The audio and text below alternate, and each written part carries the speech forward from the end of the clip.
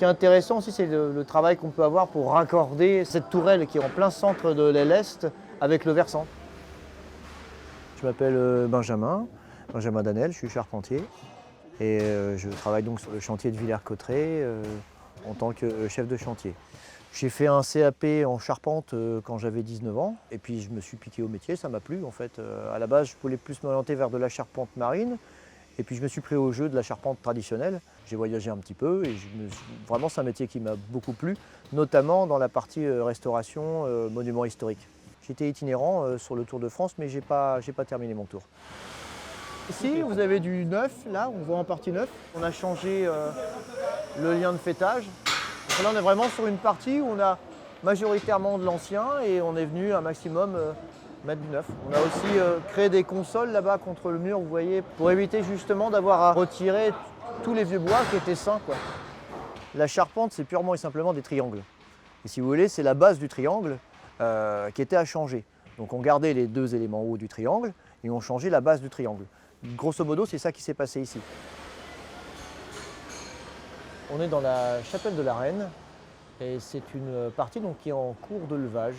Donc on a rentré tous les bois en ouvrant les parapluies que vous voyez là-haut. C'est pour ça qu'on a certains bois qui sont complètement piqués là. Il y a une partie un peu puzzle.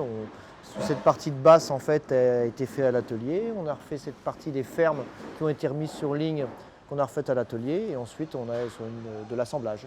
Quand on doit remplacer, on part sur les mêmes sections, c'est-à-dire les mêmes dimensions de bois, et on définit l'endroit où, on définit si on va remplacer la pièce entièrement ou si on va la remplacer partiellement. Dans ces cas-là, on détermine un assemblage qui va résister avec le temps structurellement, et on vient effectivement s'adapter, essayer d'épouser un peu les difformités du bois qu'on met en place.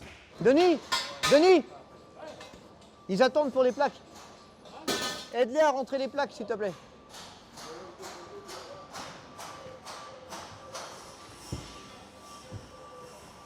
Ici, là on est sur pareil, ce qu'on appelle un arrêtier, c'est cette pièce-là, vous avez vu, ça a une arête.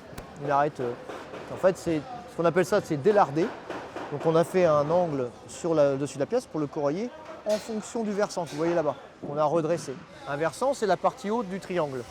On doit essayer de rester dans le jus de ce qui est là. Après, en connecteur, ce qui est un peu plus moderne, c'est qu'on a utilisé des cols qui n'étaient pas existantes dans ces périodes-là.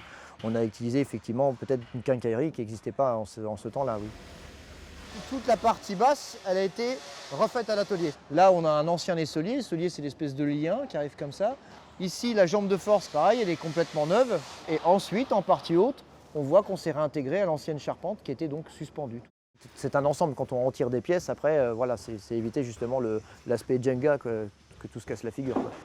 Cette pièce-là est un arbre à l'étrier. Donc vous avez vu, là c'est pareil, on a dû intégrer une partie neuve. En fait, on a gardé l'ancienne entrée, parce que là, l'ancienne poutre a été gardée, elle a été encreusée. On y a mis une âme en métal, qu'on voit peut-être un peu mieux là, ici, et on a coulé une résine à l'intérieur. On a opté pour cette solution qui nous permettait justement de conserver un maximum de l'ancien. Ce qui m'a passionné, c'est l'aspect très concret de la chose, en fait.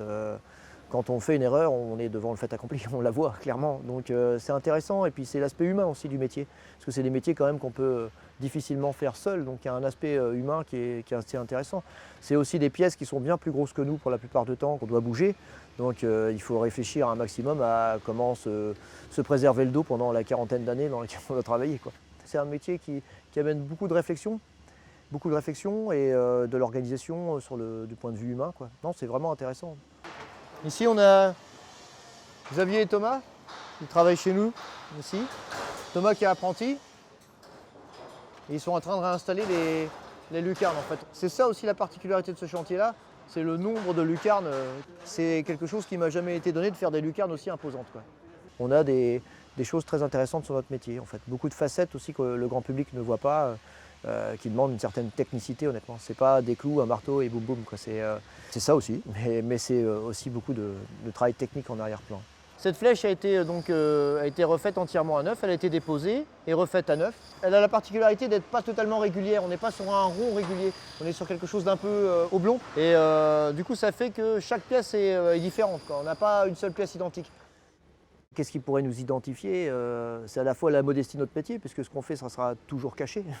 Là, on ne voit rien, c'est isolé de partout. Tout ce qu'on a pu faire et travailler au mieux sera caché, quoi. Non, je pense que c'est un métier qui, humainement, qui est